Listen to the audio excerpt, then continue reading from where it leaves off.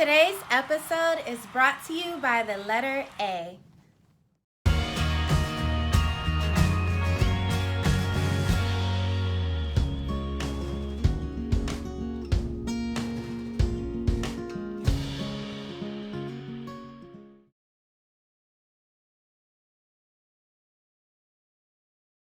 Hi everyone, welcome back to It's a Book, my YouTube channel where I discuss all things reading, writing, and love of the craft. This is episodes 28 and 29, Evolution of the Negro Spiritual. I am a huge hip-hop head. I love music in general, but hip-hop holds a special place in my heart. To me, hip-hop is the evolution of my ancestors singing despite the hopelessness of their enslavement by racist white Americans.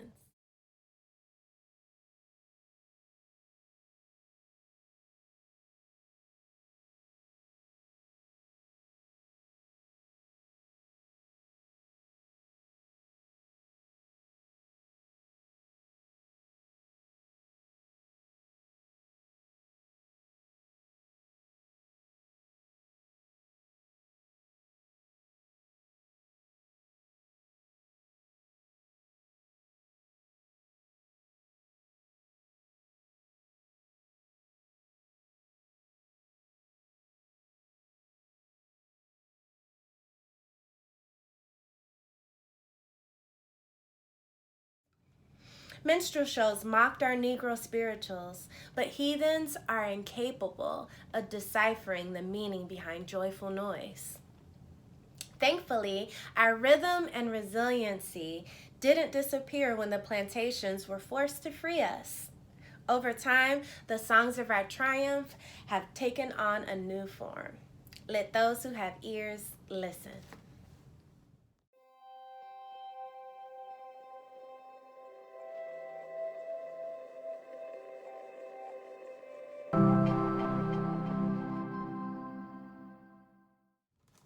Motherfuckers say that I'm foolish, I only talk about jewels.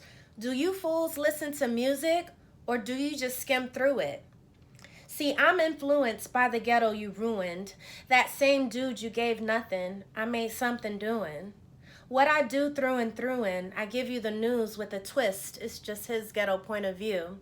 The renegade, you've been afraid. I penetrate pop culture, bring them a lot closer to the block where they pop toasters and live with their moms, got drop roasters. From botched robberies, niggas crouched over. Mommy's knocked up cause she wasn't watched over. Knocked down by some clown when child support knocked. No, he's not around now. How that sound to you? Jot it down. I bring it to the ghetto without riding around. Hiding down, ducking strays from frustrated youths stuck in their ways. Just read a magazine that fucked up my day. How you rate music that thugs with nothing relate to it? I help them see their way through it, not you. Can't step in my pants, can't walk in my shoes. Bet everything you're worth, you'll lose your tie and your shirt. See, I'm in a position to talk to these kids and they listen. I ain't no politician, but I kick it with them a minute. Cause see, they call me a menace, and if the shoe fits, I wear it. But if it don't, then y'all will swallow the truth, grin, and bear it. Now, who's the king of these rude, ludicrous, lucrative lyrics? Who could inherit the title, put the youth in hysterics? Using his music to steer it, sharing his views and his merits. But there's a huge interference. They're saying you shouldn't hear it. Maybe it's hatred I spew. Maybe it's food for the spirit.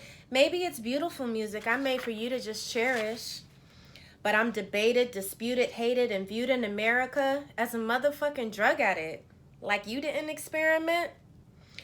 Now that's when you start to see yourself as a kid again.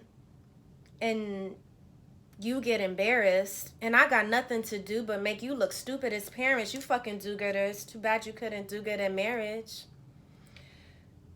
And do you have any clue what I had to do to get here? I don't think you do, so stay tuned and keep your ears glued to the stereo. Because here we go, it's jigga joint. That, I had to hustle, my back to the wall, ashy knuckles, pockets filled with a lot of lint, not a cent, got a vent. Lot of innocent lives lost on the project bench. What you hollering? Gotta pay rent, bring dollars in. By the bodega, iron under my coat, feeling braver. Do-rag whapping my waves up, pockets full of hope. Do not step to me, I'm awkward. I boxed lefty and orphan. My pops left me and often my mama wasn't home. Could not stress to me I wasn't grown, especially on nights I brought something home to quiet the stomach rumblings. My demeanor, 30 years my senior. My childhood didn't mean much, only raising green up. Raising my fingers to critics, raising my head to the sky, big I did it, multi before I die. No lie, just know I chose my own fate. I drove by the fork in the road and I went straight. See, I'm a poet to some, a regular modern-day Shakespeare, Jesus Christ, the king of these latter-day saints here, to shatter the picture in which of that is they paint me as a monger of hate and Satan, a scatterbrained atheist. But that ain't the case. See, it's a matter of taste. We as a people decide if Shady is as bad as he say he is. Or is he the latter, a gateway to escape, media scapegoat, who they can be mad at today? See, it's as easy as cake, simple as whistling Dixie, while I'm waving the pistols at 60 Christians against me, go to war with the Mormons, take a bath with the Catholics in holy water. No wonder they try to hold me under longer. I'm a motherfucking spiteful, delightful Eiffel, the new Ice Cube. Motherfuckers hate to like you. What did I do? I'm just a kid from the gutter making this butter off these bloodsuckers, 'cause I'm a motherfucking renegade.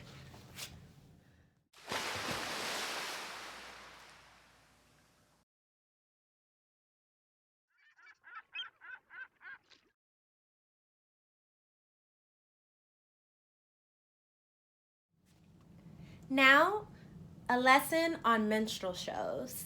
I would like to present to you the yearbook of the graduating class of 1920, Mineral Wells High School, located in Texas, the borough.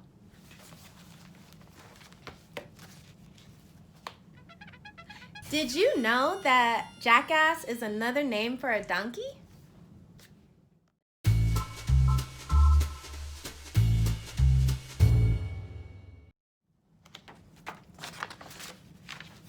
A few words from the foreword. Jehovah opened the mouth of the burrow, and she said unto Balaam, What have I done unto thee, that thou hast smitten me these 3 times? Numbers 22nd chapter, 28th verse. Since the earliest dawn of history, the meek and lowly burro has been a burden bearer of the human race, and never except in the instance cited above has she been known to speak up in her own defense. Berated, burlesqued, backbitten, burdened, beaten, and bruised, unfed, unkempt, unnamed, unloved, unhonored, and unsung. Ranging roughly on ragweeds, round rugged rocks on ranches, racking rapid races and ridden raw by raging rabid rascals. Only once opened her oscular orifice in oral oration. The namesake of this meek and humble beast is the bearer of the Mineral Wells High School's burdens.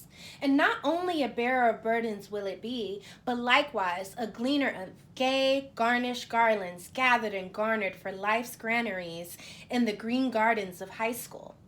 It shall also be a foister of folly's fanciful feast and fulsome fables, featuring the fancies and flattering faces of freshmen, a selector of sage-like sayings of sound sleeping sophomores said in slumbering silence, a judger of jokes, jest, and jingles of the jabbering, joy-loving juniors, and a shaper of the stately stepping, sonorous songs and sang-froid of the sedate and sensible seniors. If in the future, as we ponder its pages, pleasures arise to pass off the tedium of declining life's burdens, well shall it repay us who have pro-offered our service in this labor of love for our high school. Hee-haw. Muses from the Minstrel.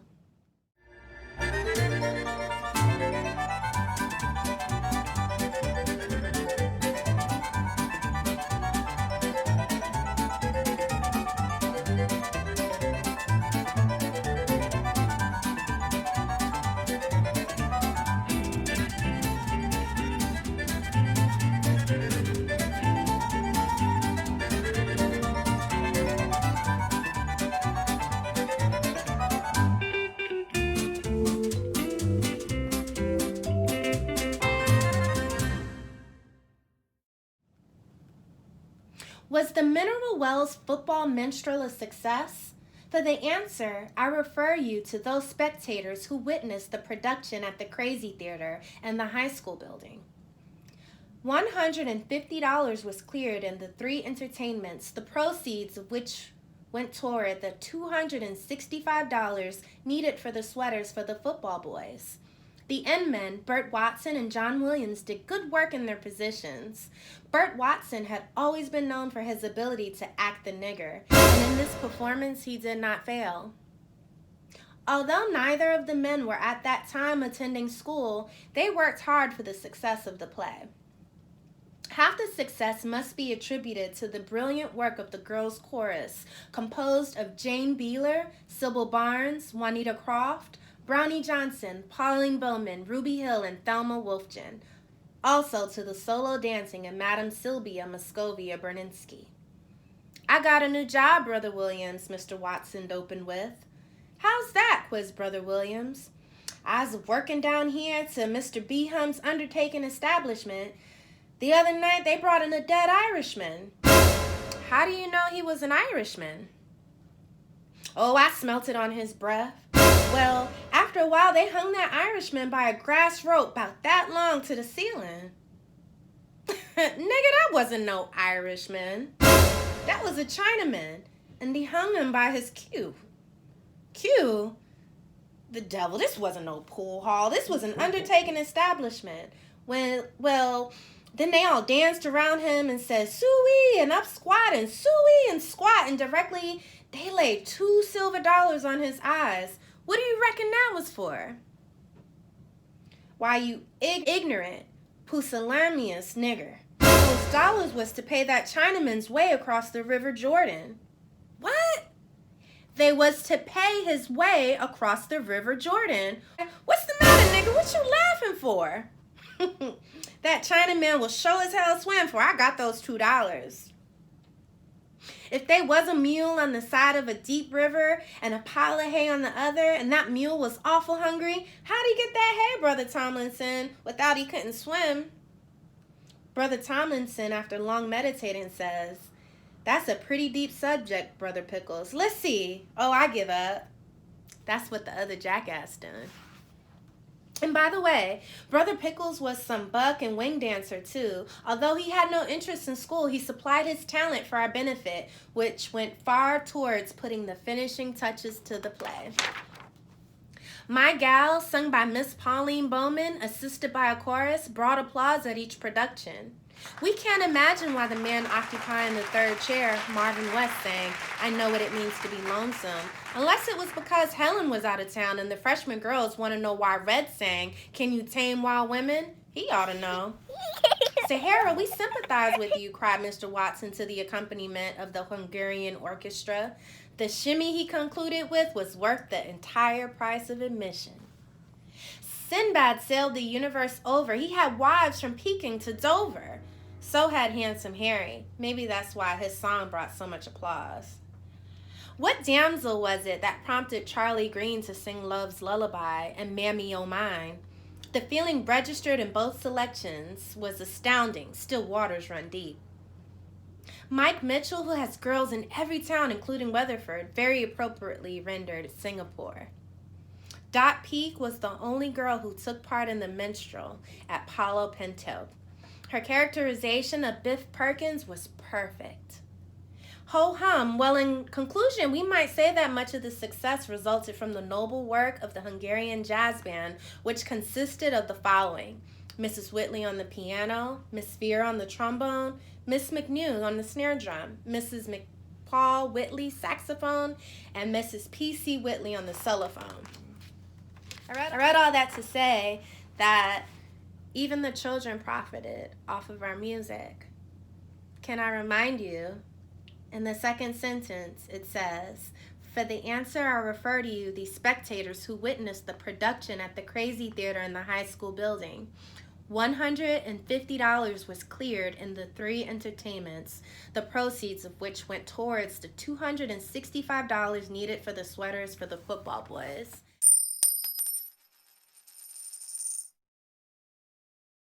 So high schoolers, with the help of some very gracious adults, put on a play in blackface and made fun of black people and made money off of it.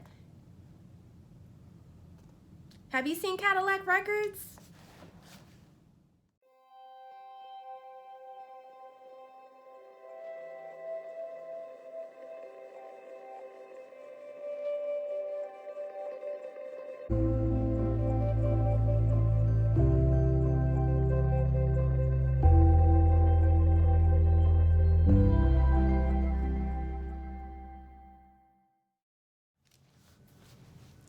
The institution of slavery was abolished, but the devil's in the details, y'all. Do you know about John Brown? The white abolitionist was divinely inspired. He believed that slavery was an affront to God and worked furiously to convert racist white heathens to the idea that all men were created equal. Inherently, racist white Americans believe that black Americans are only 3/5 of a person. No wonder they overworked us and bred us like cattle. Racist white Americans are doomed to go to hell unless they change the way they view us. They don't have to, but it's strongly recommended by the Bible. In the American caste system, white men are considered to be at the top of the totem pole. If this is the case, then where are the droves of heroic great white men like St. John Brown? St. John Brown rose above the limits of his time and attempted to deliver all Americans from this great evil, an abomination. We have Proud Boys, but they are nothing any of us can be proud of. The American caste system is built upon the idea of great white hype. We have untold numbers of people who have fought unwaveringly for the rights of the oppressed. Where are our modern day John Browns who take scripture to heart? After all, it is written, Proverbs 22nd chapter, the 16th through the 17th verses, a person who gets ahead by oppressing the poor or by showering gifts on the rich will end in poverty. Listen to the words of the wise, apply your heart to my instruction. Here is a quick summary of John Brown's heroism from Wikipedia. In October 1859, Brown led a raid on the Federal Armory at Harper's Ferry, Virginia, intending to start a slave liberation movement that would spread south through the mountainous regions of Virginia and North Carolina. He had prepared a provisional constitution for the revised slavery-free United States he hoped to bring about. He seized the armory, but 7 people were killed and 10 or more were injured.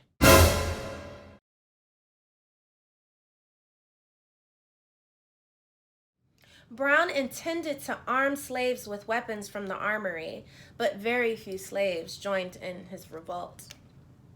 Within 36 hours, those of Brown's men who had not fled were killed or captured by local farmers, militiamen, and U.S. Marines, the latter led by Robert E. Lee.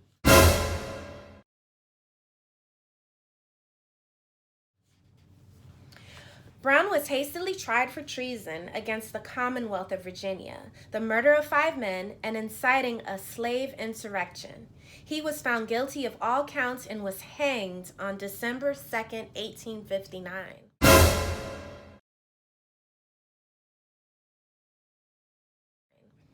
He was the first person executed for treason in the history of the United States.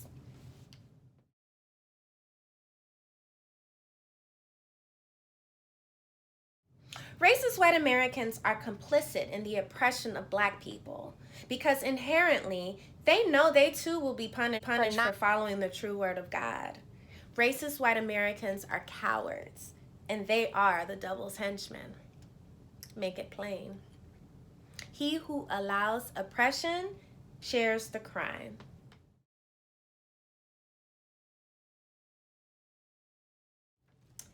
American white men in positions of power are complicit in the continued oppression of black Americans.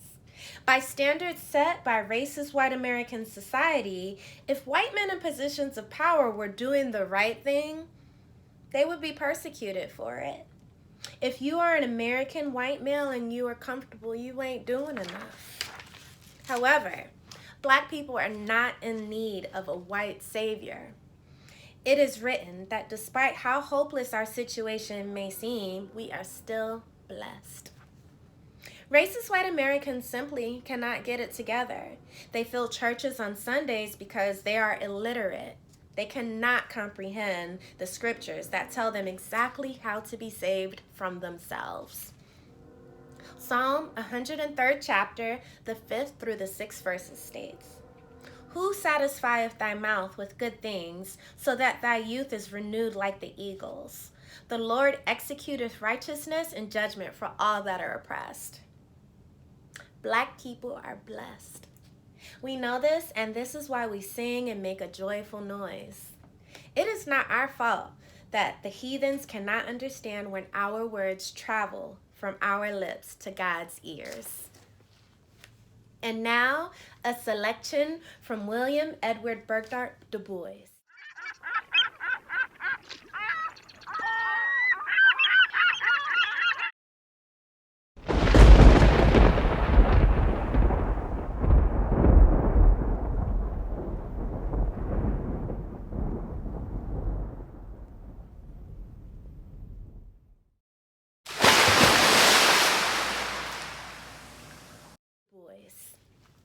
The Riddle of the Sphinx.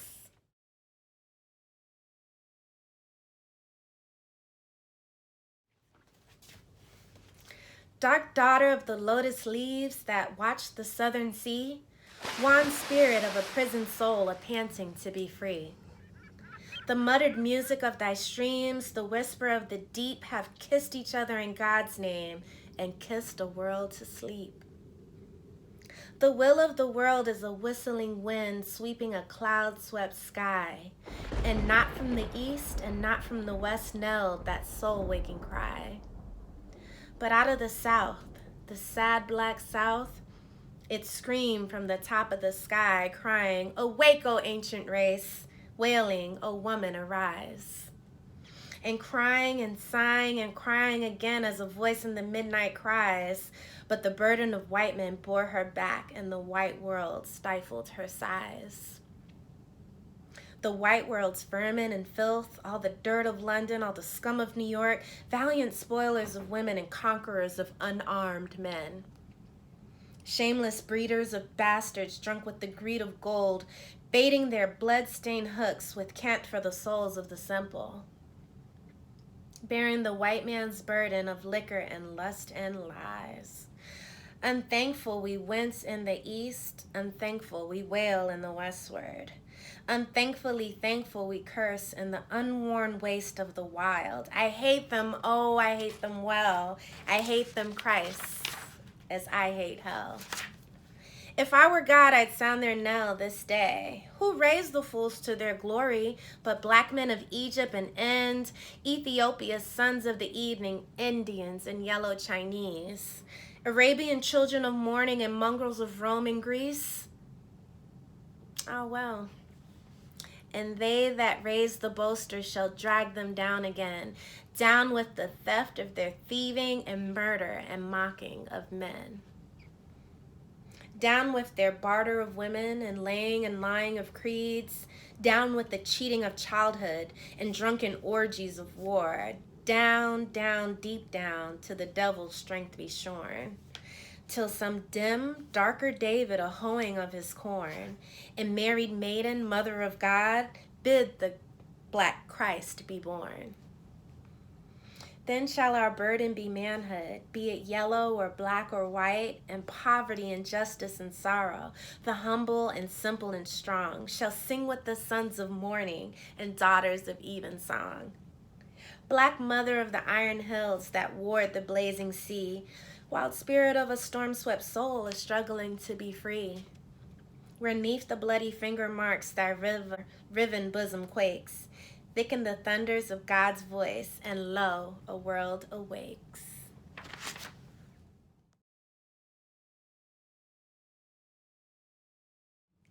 You know very well what you are. You're my sugar thing, my chocolate star. I had a few, but not that many. But you're the only love that gives me good and plenty. Juicy, I like it in the morning. Oh yeah. Candy rain coming down, spread me all around. I like it. She doesn't like it, y'all. Black people are not only dreamers, we are doers. From the Sugar Hill Gang to Nicki Minaj, we write our intentions on paper and watch our words manifest into a beautiful new reality. This is why racist white Americans and their ancestors tried to block our education. They didn't want us to read or write or sing because they knew that we were divine and would cast the spells that would lead to our liberation. It was once illegal for Black people to learn, but God. Remember my hero, Phyllis Wheatley. You should look her up. I leave you today with words that were divinely inspired.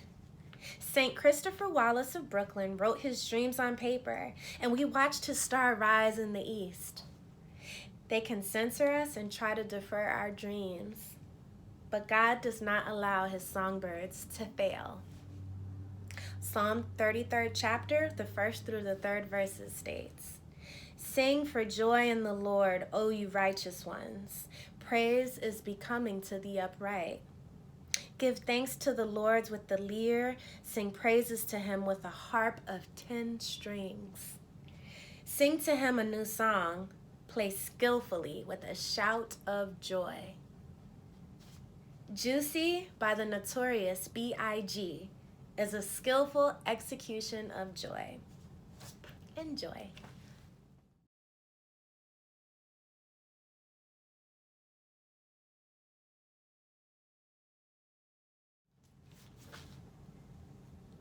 This album is dedicated to all the teachers that told me I'd never amount to nothing.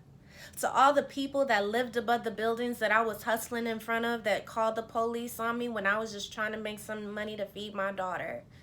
And all the niggas in the struggle. It was all a dream. I used to read Word Up magazine, Salt and Pepper, and Heavy D up in the limousine. Hanging pictures on my wall every Saturday, Rap Attack, Mr. Magic, Marley Marl. I let my tape rock till my tape pop, smoking weed and bamboo, sipping on private stock, way back when I had the red and black lumberjack with a hat to match. Remember rapping, dude? Zaha, you never thought that hip hop would take it this far. Now I'm in the limelight cause I rhyme tight. Time to get paid, blow up like the world trade. Born sinner, the opposite of a winner. Remember when I used to eat sardines for dinner? Peace to Ron G, Brucey B, Kid Capri, Funk Master Flex, Love Bug, Star Ski. I'm blowing up like you thought I would. Call the crib, same number, same hood. It's all good. And if you don't know, then now you know. I made the change from a common thief to up close and personal with Robin Leach, and I'm far from cheap. I smoke skunk with my peeps all day. Spread love is the Brooklyn way. The Moet and Alizé keep me pissy. Girls used to diss me. Now they writing letters cause they miss me. I never thought it could happen, this rapping stuff. I was too used to packing gats and stuff. Now honeys play me close like butter play toast. From the Mississippi down to the East Coast. Condos in Queens, endos for weeks. Sold out seats to hear Biggie Smalls speak. Living life without fear, putting 5 carats in my baby girl's ear. Lunches, brunches, interviews by the pool. Considered a fool cause I dropped out of high school. Stereotypes of a black male misunderstood. And it's still all good. And if you don't know, then now you know. Super Nintendo, Sega Genesis. When I was dead broke, man, I couldn't picture this. 50-inch screen, money, green leather sofa. Got 2 rides, a limousine with a chauffeur. Phone bill is about 2 G's flat. No need to worry, my accountant handles that. And my whole crew is lounging, celebrating every day. No more public housing. Thinking back on my one-room shack, now my mom pimps an act with minks on her back. And she loves to show me off, of course. Smiles every time my face is up in the source. We used to fuss when the landlord dissed us. No heat, wonder why Christmas missed us. And birthdays were the worst days. And now we sip champagne when we thirsty. Damn right I like the life I live, 'cause I went from negative to positive, and it's all good. And if you don't know, then now you know.